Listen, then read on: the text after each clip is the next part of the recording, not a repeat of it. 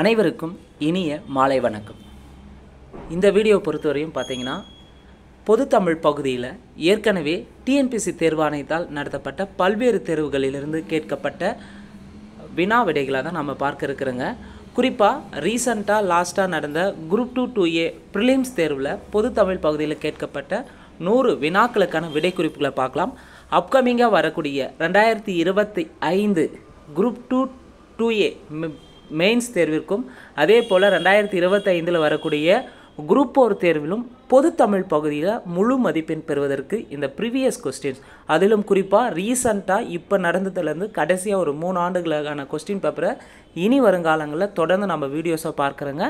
So நிச்சயமாக ஒவ்வொரு previous question பேப்பரும் நமக்கு ஒரு பாடத்தை கற்பிக்கும்.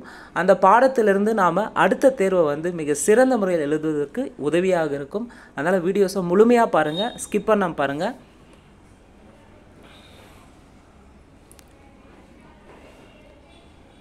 லாஸ்ட்டாக நடந்த குரூப் 2 2A ப்ரிலிம்ஸ் தேர்வை பொறுத்தவரையும் பார்த்திங்கன்னா பகுதி ஆல, அதாவது பார்ட் பியில் பொதுத்தமிழை வச்சுருப்பாங்க, பார்ட் ஏல ஜென்ரல் சயின்ஸை வச்சுருப்பாங்க. அதுவே தேர்வர்களுக்கு முதல்ல ஒரு ஷாக்கிங்காக இருந்திருக்கும். வழக்கமாக பொதுத்தமிழ் பகுதியில் பகுதி ஆல வச்சுருப்பாங்க, பொது அறிவியல் பகுதியை பார்ட் பியில் வச்சுருப்பாங்க. ஆனால் இந்த முறை மாற்றி வழக்கத்துக்கு மாறாக பொதுத்தமிழ் பகுதியை பார்ட் பியில் வச்சுருக்காங்க. அது சில பேருக்கு பார்த்திங்கன்னா எடுத்த உடனே ஜிஎஸ் இருக்குது அப்படின்னு சொல்லிட்டு ஷாக்கிங் ஆகிருப்பாங்க. ஸோ அதனால் கூட நிறைய பேர் பார்த்திங்கன்னா சரியாக எக்ஸாம் எழுத முடியலன்னு சொல்லியிருந்தாங்க நட்போட்டாரத்தில். ஸோ இந்த வீடியோவை பொறுத்தவரை முழுமையாக பாருங்கள். ஒவ்வொரு கேள்வியும் நம்ம ஸ்கூல் புக்ஸில் எந்தெந்த ஏரியாவில் எப்படியெல்லாம் கேட்டிருக்காங்க அப்படின்றது தான் ரொம்ப ரொம்ப முக்கியமானது. நம்ம அடுத்தடுத்து வரக்கூடிய தேர்வுகளில் ஏற்கனவே ப்ரீவியஸ் கொஸ்டின்ஸில் எப்படியெல்லாம் கேட்டிருக்காங்கன்றதையும் தொடர்ந்து நம்ம பார்க்கலாம். முதல் கேள்வி, நிழல் போல தொடர்ந்தான், இது எவ்வகை ஓமை? நிழல் போல தொடர்ந்தான் என்பது உருவ ஓமை. 2, பின்வரும் ஓமையின் பொருத்தமான பொருளை தெரிவு செய்க. எடுப்பார் கைப்பிள்ளை. எடுப்பார் கைப்பிள்ளைனா யார் எதை சொன்னாலும் கேட்டு நடப்பாங்க, சுய அறிவு இல்லாமல் இருப்பது. அதான் அதுக்கான சரியான விடை. 3, அப்துல் நேற்று வருவித்தான். அப்துல் நேற்று வந்தான்னா தன்வினையை குறிக்கும். அதே நேற்று வருவித்தான் என்பது பிறவினையை குறிக்கக்கூடியது. 4, மாணாக்கர்களே உங்களுக்கு சீருடை இல்லையோ என்ன வகை வினா என்பதை கண்டறிக. மாணாக்கர்களே உங்களுக்கு சீருடை இல்லையோ இது எந்த வகை வினான்னு கேட்டிருக்காங்க? கொடை வினா. 5, பின்வரும் விடைக்கேற்ற வினாவினை தேர்ந்தெடுத்து எழுதுக. பரிவாதினி என்னும் வீணை பல்லவ மன்னன் மகேந்திரவர்மன் காலத்தில் இருந்ததாக கூறப்படுகிறது. இப்போ இதற்கு சரியான வினா, பல்லவ மன்னன் மகேந்திரவர்மன் காலத்தில் இருந்ததாக கூறப்படும் வீணை எது? பரிவாதினை வீணை. 6, பின்வரும் சொல்லின் இலக்கண குறிப்பு தருக. உணர்த்தினேன், இது புத்தகத்தில் தெளிவாகவே தந்திருப்பாங்க. பின்வரும், அதாவது ஒவ்வொரு செய்யுள் பகுதியில் பின்னாடி இலக்கண குறிப்பு இருக்கும், அதை தெளிவாக படிச்சுக்காங்க. இலக்கண குறிப்பில் உணர்த்தினேன் என்பது தன்மை ஒருமை வினைமுற்று. தன்மை ஒருமை வினைமுற்று. முறையான தொடர் அமைப்பினை குறிப்பிடுக. இதில் சரியானது ஆப்ஷன் டெல்லி. தமிழர்களின் தொன்மையான வீர விளையாட்டு ஏறு தழுவுதல். 8, சொற்களை ஒழுங்குபடுத்தி சரியான குரல் வடிவம் உள்ள தொடரை கண்டெழுதுக. கனைக்கொடிது யாழ்கொடிது. கனைக்கொடிது யாழ்கோடு செவ்விது ஆங்கு அன்ன வினைப்படு பாலால் கொளல். கனைக்கொடிது யாழ்கோடு செவ்விது ஆங்கு அன்ன வினைப்படு பாலால் கொளல். ஸோ திருக்குறளில் பார்த்தீங்கன்னா வரிசைப்படுத்த சொல்லி குறிப்பாக சரியான குரல் வடிவத்தை கேட்டிருக்காங்க. நம்ம 6ஆம் வகுப்பு முதல் 12ஆம் வகுப்பு வரை பழைய புத்தகம், அதே போல் 6ஆம் வகுப்பு முதல் 12ஆம் வரை புதிய புத்தகத்தில் இருக்கிற திருக்குறளை ஒன்று விடாமல் மறுபடியும் படிச்சுட்டு ரீகால் பண்ணிகிட்டே இருங்க. 9, அகர வரிசைப்படி எழுதியவற்றை தேர்க. இதில் சரியான விடை ஆப்ஷன் ஏ. தவ பெருஞ்சுடர் தா. தாய்போல் தா தா தீ தீ தூ தூ. முதல்ல இருக்கிற வார்த்தையை வச்சு கண்டுபிடிச்சிருக்கலாம். 110, 10வது கேள்வி, வேர்ச்சொல் கண்டறிக. நைந்தான் வேர்ச்சொல் நைந்து. வேர்ச்சொல்னா கட்டளையில் முடியக்கூடியதாக இருக்க வேண்டும். 11, படி என்னும் வேர்ச்சொல்லின் தன்மை ஒருமை எதிர்காலம் காட்டும் வினைமுற்று. தன்மை ஒருமை எதிர்காலம் காட்டும் வினைமுற்று. படிப்பேன். 112, சரியான பொருள் தரும் ஓரெழுத்து ஒரு மொழியை தேர்க. மீ என்பதன் பொருள் வான். மீ என்பதன் பொருள் சரியான ஓரெழுத்து ஒரு மொழி. மீனா வானை குறிக்கும். 13 ஓர் எழுத்து ஒரு மொழிக்குரிய சரியான பொருளை அறிந்து விடையை தெரிவு செய்க. பைனா இளமையை குறிக்கும், மேனா அன்பை குறிக்கும், வைனா புல்லை குறிக்கும், தூணா உன் என்று பொருள். இப்போ ஓரெழுத்து ஒரு மொழி மொத்தம் 42 இருக்குது. இந்த ஓரெழுத்து ஒரு மொழி ரிலேட்டடாக 2 கேள்வி கேட்டிருக்காங்க. தெளிவாக படித்து ரிவிஷன் பண்ணுங்கள். 14 பின்வரும் ஆங்கில சொல்லுக்கு இணையான தமிழ் சொல்லை தெரிவு செய்க. ரெனிசன்ஸ். ரெனிசன்ஸ்னா மறுமலர்ச்சி. ரெனிசன்ஸ்னா மறுமலர்ச்சி. 15 பிழையான இணையை கண்டறிக. கல்லில் நார் உரித்தல்னா கல்லில் வந்து நார் உரிக்க முடியுமா? இயலாத செயல்னு வந்திருக்குன்னா இங்கே ஆராய்ந்து பாராமல்னு தந்திருக்காங்க. அப்போ பிழையான இணை ஆப்ஷன் ஏ. அதே மற்ற 3 ஆப்ஷனும் சரியாக இருக்குது. ஆயிரங்காலத்து பெயர்னா நீண்ட கால இருப்பு, காணல் நீர்னா இல்லாத ஒன்று, கம்பி நீட்டுதல்னா விரைந்து வெளியேறுதல் அல்லது சொல்லிக்கொள்ளாமல் செல்லுதல்னு சொல்லலாம். 16 சந்தி பிழையற்ற தொடரை தேர்ந்தெடுத்து எழுதுக. இந்த சந்தி பிழையற்ற தொடரை பொறுத்தவரைக்கும் இலக்கணம் தெளிவாக இருந்துருங்க. காசா தபா எங்க மிகும் மிகாது, குறிப்பாக வல்லினு மிகும் இடங்கள் மிகா இடங்களை பற்றி தெளிவாக புத்தகத்தில் தந்திருப்பாங்க. அந்த புத்தகத்தில் இருக்கிற அந்த வல்லினு மிகும் மிகா இடங்களை தொடர்ந்து ப்ராக்டிஸ் பண்ணால் மட்டும்தான் பொதுத்தமிழ் பகுதியில் இந்த சந்தி பிழையற்ற தொடரை வந்து சரியாக பயன்படுத்தி எழுத முடியும். அது ஒரே ஒரு வழி, ப்ராக்டிஸ் பண்ணுறதுல மட்டும்தான் வரும். கடற்கரையில் உப்பு காய்ச்சுதல் நடைபெறுகிறது. மலைப்பகுதிகளில் மலைப்பயிர்களும் நிலப்பகுதியில் உழவு தொழிலும் நடைபெறுகின்றன. சந்தி பிழையற்ற தொடர் எதுனா ஆப்ஷன் டெல்லி. தவறான இணையை கண்டறிக. முரணினா உடன்பட்டா, முரணினா உடன்பட்டு வராது, அதற்கு ஆப்போசிட்டாக தான் வந்திருக்கணும், எதிர்மறையாக இருக்கணும். இங்கே முரணி என்பது உடன்பட்டுன்னு இருக்குது. அப்போ தவறான இணை ஆப்ஷன் ஏ. அதே பன்னகம் என்பதன் பொருள் பாம்பு, சரி. நகம்னா மலை, சரி. கெந்தம்னா பற்கள், சரி. 18 பொறுத்துக. சிறப்பு பெயர்கள். நூல் அதனுடைய சிறப்பு பெயர்கள். முல்லைப்பாட்டு. முல்லைப்பாட்டு என்று அழைக்கப்படுது நெஞ்சாற்றுப்படை. முல்லைப்பாட்டின் இன்னொரு பெயர் நெஞ்சாற்றுப்படை. பட்டினப்பாலை. பட்டினப்பாலை வந்து வஞ்சி நெடும்பாட்டு என்று அழைக்கப்படுகிறது. நாலடியார் வேளாண் வேதம் என்று அழைக்கப்படுகிறது. வெற்றி வேர்க்கை நருந்தொகை என்று அழைக்கப்படுகிறது. முல்லைப்பாட்டு நெஞ்சாற்றுப்படை என்றும், பட்டினப்பாலை வஞ்சி நெடும்பாட்டும் என்றும் அழைக்கப்படுகிறது. நாலடியார் வேளாண் வேதம், வெற்றி வேர்க்கை நருந்தொகை. ஸோ அப்போது புத்தகத்தில் குறிப்பாக இலக்கியம் இல்லாமல் புத்தகத்தில் முதல்ல புத்தகத்தில் இருக்கக்கூடிய பாடல் நூல் அதற்கான சிறப்பு பெயர்களை தெளிவாக படித்து தனியாக நோட்ஸ் எடுத்து வச்சுக்கோங்க. இனி ஒரு காலங்களில் ஒவ்வொரு டாப்பிக்கும் நம்ம வந்து பார்த்திங்கன்னா இந்த சிறப்பு பெயர்கள் நூலினுடைய சிறப்பு பெயர்களை ஸ்கூல் புக்கில் இருக்கக்கூடியதை நம்ம பார்க்கலாம். 19 பொறுத்துக. தமிழ் தூதர். தமிழ் தூதர் என்று அழைக்கப்படுவர் தனி நாயகமடிகள். பாலவராயன். பாலாரவாயன் என்று அழைக்கப்படுவர் திருஞான சம்பந்தர். பன்மொழி புலவர். பன்மொழி புலவர் கா அப்பாதுரையார். பன்மொழி புலவர் கா அப்பாதுரையார். சொல்லின் செல்வர் ராபி சேதுப்பிள்ளை. சொல்லின் செல்வர் இலக்கியத்துக்கு ராபி சேதுப்பிள்ளை, அரசியலுக்கு ஈவிகே சம்பத் வருவார். தமிழ் தூதர் என்று அழைக்கப்படுவர் தனிநாயகமடிகள். பாலாரவாயன் என்று அழைக்கப்படுவர் திருஞான சம்பந்தர். பன்மொழி புலவர் என்று அழைக்கப்படுபவர் கா அப்பாதுரையார். சொல்லின் செல்வர் என்று அழைக்கப்படுவர் ராபி சேதுப்பிள்ளை. 20 ஐம்பெருங்காப்பியம் என்னும் சொற்றொடரை தம் உரையில் குறிப்பிட்டவர். ஐம்பெருங்காப்பியம் என்னும் சொற்றொடரை தம் உரையில் குறிப்பிட்டவர் மயிலைநாதர். இந்த கொஸ்டின் வந்து பார்த்திங்கன்னா இப்போது லாஸ்ட்டாக அக்டோபர் 2024 எலிஜிபிலிட்டி, அதாவது டெக்னிக்கல் எக்ஸாமில், நான் டெக்னிக்கலில் 2A எக்ஸாமில் எலிஜிபிலிட்டி பேப்பரில் கேட்டிருந்தாங்க, ரிப்பீட்டட் ஆகி பார்த்துக்காங்க. ஐம்பெருங்காப்பியம் என்னும் சொற்றொடரை தம் உரையில் குறிப்பிட்டவர் மயிலைநாதர். திராவிடம் என்னும் சொல்லை முதலில் குறிப்பிட்டவர் யார்? திராவிடம் என்னும் சொல்லை ஃபஸ்ட்டு யூஸ் பண்ணது குமரிலப்பட்டர். நாயக்கர் கால சிற்பக்கலைக்கு எடுத்துக்காட்டாக திகழ்வது ராமேஸ்வரம் பெருங்கோயில். தேவதுந்துபி எந்த ஆட்டத்துக்குரிய இசைக்கருவி? தேவதுந்துபி என்பது தேவராட்டத்திற்குரிய இசைக்கருவி.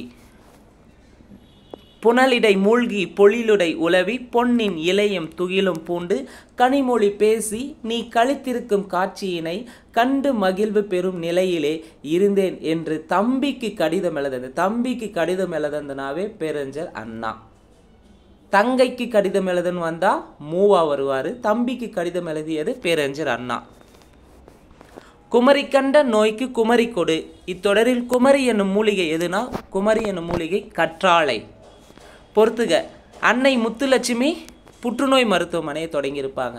மூவலூர் ராமாமிர்தம் தேவதாசி ஒழிப்புச் சட்டத்தில் முக்கிய பங்காற்றியிருப்பாங்க. பண்டித ரமாபாய் சமூக தன்னார்வலர். மலாலா பெண் கல்விக்காக போராடியவர். சரியான விடை ஆப்ஷன் சி. கேள்வி 27. தமிழ் இலக்கியத்தில் ஆலவாய் என்னும் பெயர் இவ்வூருக்கு பொருந்தும். ஆலவாய் என்னும் பெயருக்கு மதுரைக்கு பொருந்தும். 28. ஆங்கில அரசால் வாய்ப்பூட்டு சட்டத்தின் மூலம் மேடைகளில் அரசியல் பேசக்கூடாது என்று தடை விதிக்கப்பட்டவர். ஆங்கில அரசால் வாய்ப்பூட்டு சட்டத்தில் பார்த்தீங்கன்னா வட இந்தியாவில் நேதாஜிக்கும் தென்னிந்தியாவில் பசுமன் முத்துராமலிங்கருக்கும் தடை விதிச்சிருப்பாங்க. 29. இன்று நாம் உணர்கிறோம் தம்பி, எத்தனை இன்னல்களுக்கிடையிலே தள்ளப்பட்டிருப்பினும் இந்த பொங்கற் புது நாளில் மட்டும் நமக்கு ஒரு மகிழ்வு என்று உரையாற்றியவர் யார்? பேரறிஞர் அண்ணா. அண்ணாவை பற்றி மட்டும் 2 கூற்றுகளை கொடுத்துருக்காங்க, பார்த்துக்காங்க. 30. சென்றியூ மற்றும் லிமரைக்கு என்ற புதிய வடிவங்கள் தமிழ் கவிதைகள் தந்தவர். 11th புக்கில் பொது தமிழ் புத்தகத்தில் இருக்கும், நியூ புக்கில் சென்றியூ லிமரைக்கு என்ற புதிய வடிவங்கள் தமிழ் கவிதைகள் தந்தவர் கவிஞர் ஈரோடு தமிழன்பன். பாவலர் மணி எனும் பட்டம் பெற்ற கவிஞர் கவிஞர் வாணிதாசன். பாவலர் மணி எனும் பட்டம் பெற்ற கவிஞர் கவிஞர் வாணிதாசன். தமிழ்தாய் நெருப்பினாலும் வெள்ளத்தினாலும் பாதிக்கப்பட்டாலும் அவளது ஆபரணங்கள் தொலைவில் உள்ள நகரமான பாரிஸில் மிகவும் பாதுகாக்கப்பட்டு பராமரிக்கப்படுகின்றன என்று ஆனந்தரங்கர் நாட்குறிப்பை பற்றி உவே சாமிநாதர் குறிப்பிட்டிருப்பார். தமிழ்தாய் நெருப்பினாலும் வெள்ளத்தினாலும் பாதிக்கப்பட்டாலும் அவளது ஆபரணங்கள் தொலைவில் உள்ள நகரமான பாரிஸில் மிகவும் பாதுகாக்கப்பட்டு பராமரிக்கப்படுகின்றன என்று ஆனந்தரங்கர் நாட்குறிப்பை பற்றி உவே சாமிநாதர் சொல்லியிருப்பார். ஜெயகாந்தன் இயற்றாத சிறுகதை எது? குருபீடம் 10th புக்கில் இருக்கும் லாஸ்ட் லெசனில் குருபீடம் யுகசக்தி புதிய வார்ப்புகள் இதெல்லாம் ஜெயகாந்தன் எழுதியிருப்பார். அறம் என்ற சிறுகதை ஜெயகாந்தன் எழுதியிருக்க மாட்டார். ஆண்மையின் கூர்மை என திருவள்ளுவர் எதனை கூறுகிறார்? ஆண்மையின் கூர்மை என திருவள்ளுவர் பகைவருக்கு உதவுதலை கூறுகிறார். ஒழுகல் இலக்கண குறிப்பு தருக. ஒழுகல்னா தொழிற்பெயர். திருக்குறளின் சரியான வரிசையை கொண்டு நிறைவு செய்க. தம்மீர் பெரியார் தமரா ஒழுகல் வன்மையில் எல்லாம் தலை. தம்மீர் பெரியார் ஒழுகல் தம்மீர் பெரியார் தமரா ஒழுகல் வன்மையுள் எல்லாம் தலை. கும்பகர்ணனை எழுப்பும் காட்சியை கண்முன் நிறுத்தும் சந்தம். கும்பகர்ணனை எழுப்பும் காட்சியை கண்முன் நிறுத்தும் சந்தம். உழுக்கையால் மாறி மாறி இடிக்கும் ஒத்த ஓசை. உழுக்கையால் மாறி மாறி இடிக்கும் ஒத்த ஓசையை தான் கும்பகர்ணனை எழுப்பும் காட்சியை கண்முன் நிறுத்தும் சந்தமாகும். 38. பின்வரும் பாடல் எந்த படிம வகையை சார்ந்தது என்பதை கண்டறிந்து சரியானவற்றை எடுத்து எழுதுக. யானை தன் வாய் நிறை கொண்ட வலித்தேம்ப தடக்கை குன்று புகு பாம்பின் தோன்றும். யானை தன் வாய் நிறை கொண்ட வலித்தேம்ப தடக்கை குன்று புகு பாம்பின் தோற்றம். இது பார்த்தீங்கன்னா மெய்ப்படிமத்தில் அமைந்துள்ளது. கலித்தொகையில் முல்லைத்திணைக்குரிய பாடல்களை இயற்றியவரை தெரிவு செய்க. முல்லைத்திணை எழுதந்து யாருன்னா சோழன் நல்லுருத்திரன். சிதவல் இச்சொல்லின் பொருள் சிதவல்னா தலைப்பாகை. சிதவல் என்பதன் பொருள் தலைப்பாகை. 41. சீராப்புராணம் இவருடைய உதவியால் நிறைவு பெற்றது. அபுல் காசிம் உதவியால் நிறைவு பெற்றது. 2 அடிகள் கொண்ட டேஸால் தொடுக்கப்படும் செய்யுள் வகை கண்ணி. 2 அடிகள் கொண்ட எதுகையால் 2 அடிகள் கொண்ட எதுகையால் தொடுக்கப்படும் செய்யுள் வகை கண்ணி ஆகும். பொறுத்துக. விசும்புனா வானம், துளைனா துலாக்கோல், கனல்னா நெருப்பு, களிறுனா யானை, மறுப்புனா தந்தம். அறிஞர் பொருள் கேட்டிருக்காங்க. சரியானோட ஆப்ஷன் ஏ. கீர்த்தனை டேஸ் வகையில் ஒன்று. கீர்த்தனை பார்த்தீங்கன்னா சிற்றிலக்கிய வகைகளுள் ஒன்று. 45. தெம்மாங்கு பிரித்து எழுதுக. தேன் கூட்டல் பாங்கு. தெம்மாங்கு எவ்வாறு பிரிக்கலாம்? தேன் கூட்டல் பாங்கு. எல்லில் தைலம்போல் எங்கும் நிறைப்பொருளை உள்ளில் துதித்தே உணர்வடைந்து போற்றுரே. இப்பாடல்களை இயற்றியவர் டேஸ் சித்தர் ஆவார். எல்லில் தைலம்போல் எங்கும் நிறைப்பொருளை உள்ளில் துதித்தே உணர்வடைந்து போற்றுரே. சித்தர் பாடல்கள் 11th நியூ புக்கில் இருக்கும், சிறப்பு தமிழில் இருக்கும். இடைக்காட்டு சித்தர் பாடியிருப்பார். திருப்பல்லாண்டை பாடியவர் பெரியாழ்வார். தர்மசேனர், அப்பர், வாக்கீசர் என்னும் பெயர்களை கொண்ட சைவடியார் திருநாவுக்கரசர். தமிழ் 3000 என்று அழைக்கப்படும் நூலை இயற்றியவர் திருமூலர். திருமந்திரம் நூலாக தான் தமிழ் 3000 என்று அழைக்கப்படுகிறது. அந்த நூல் எழுதந்த யார்? திருமூலர். காரிகை கற்று கவி பாடுவதிலும் பேரிகை கொட்டி பிழைப்பது மேல். இத்தொடர் உணர்த்துவது. காரிகை கற்று கவி பாடுவதிலும் பேரிகை கொட்டி பிழைப்பது மேல். இத்தொடர் உணர்த்துவது கவிதை எழுதுவது அரிது. கவிதை எழுதுவது அரிது. ஆகுபெயர் பயன்படுத்தப்படாத பழமொழியை தேர்வு செய்க. 5ல் வளையாது 50ல் வளையமா, இதில் பழமொழி இருக்குது. 4ம் 2ம் சொல்லுக்குருதி பழமொழி இடம்பெற்றிருக்கும். 4ம் 7ம் பல்லுக்குருதி பழமொழி இடம்பெற்றுள்ளது. 4ம் கிழமையும் நலிந்தோர்க்கில்லை என்பது இதில் பழமொழி கிடையாது. அப்போ ஆகுபெயர் குறிப்பாக ஆகுபெயர் பயன்படுத்தாத பழமொழி எதுன்னு பார்த்தீங்கன்னா சரியான விடை ஆப்ஷன் டெல்லி. பன்னரும் கோங்கின் நன்னலம் கவற்றி. பன்னரும் போங்கின் நன்னலம் கவற்றி இவ்வடியில் இடம்பெற்றுள்ள எதுகை வகை. பொலிப்பெதுகை. மோனினா முதல் எழுத்து ஒன்றி வருவது, எதுகைனா 2ஆம் எழுத்து ஒன்றி வருவது. இங்கே பன்னரும் கோங்கின் பொலிப்பெதுகைனா பொலிப்புனா 1 3 வரக்கூடியது.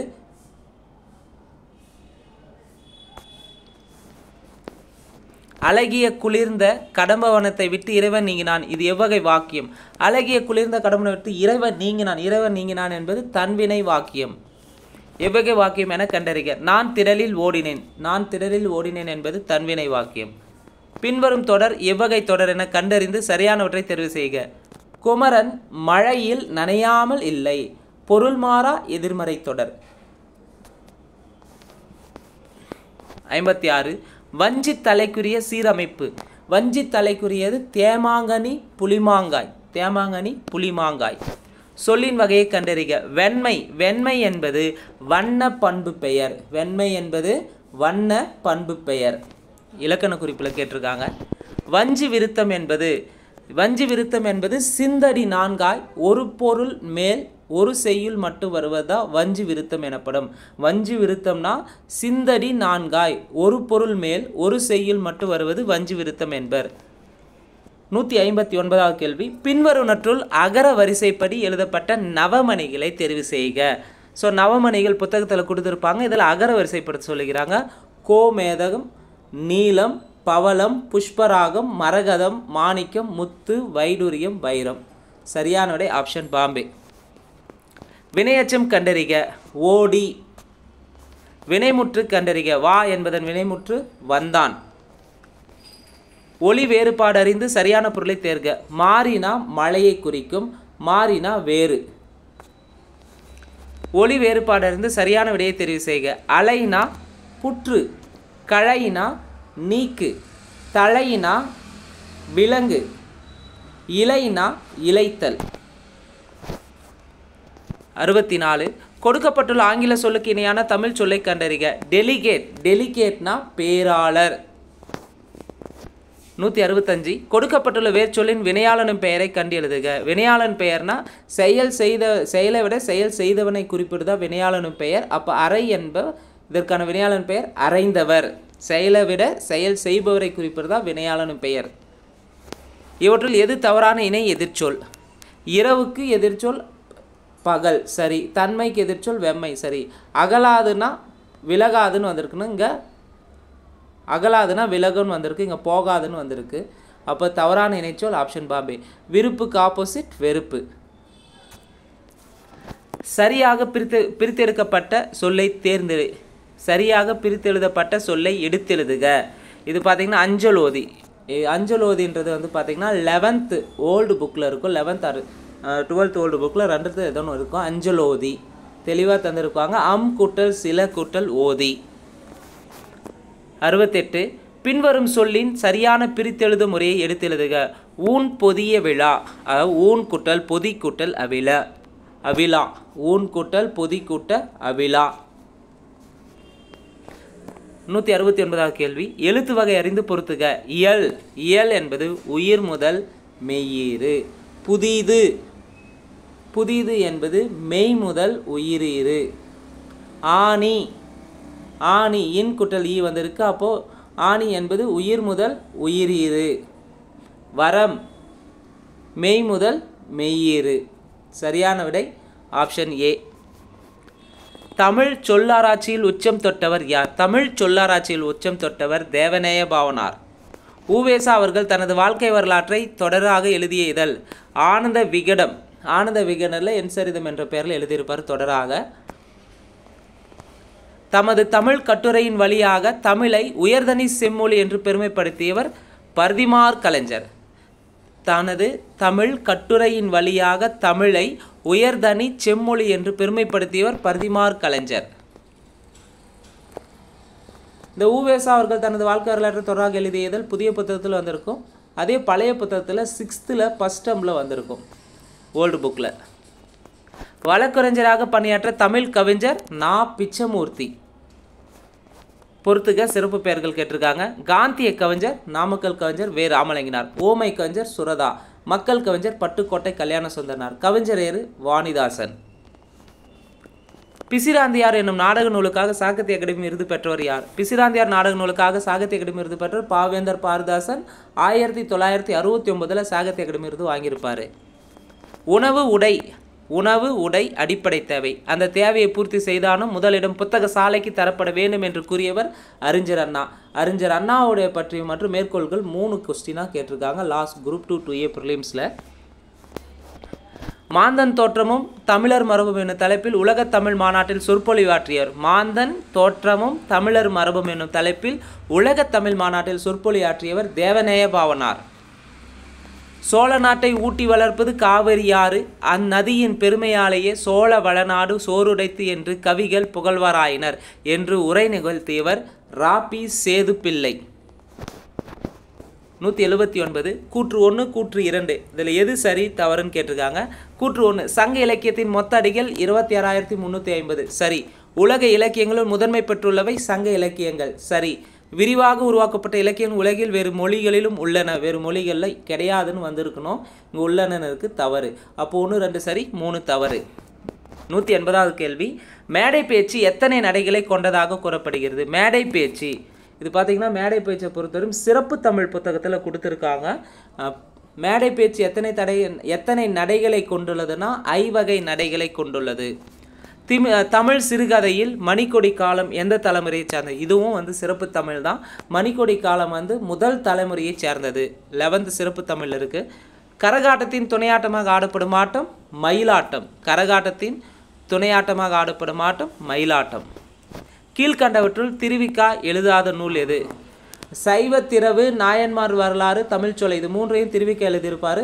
மனுமுறை கண்ட வாசகர் ஜீவகாரணி ஒழுக்கும் வள்ளலார் எழுதியிருப்பார். இங்கே திருவிக்கா எழுதாத நூல் ஆப்ஷன் சி.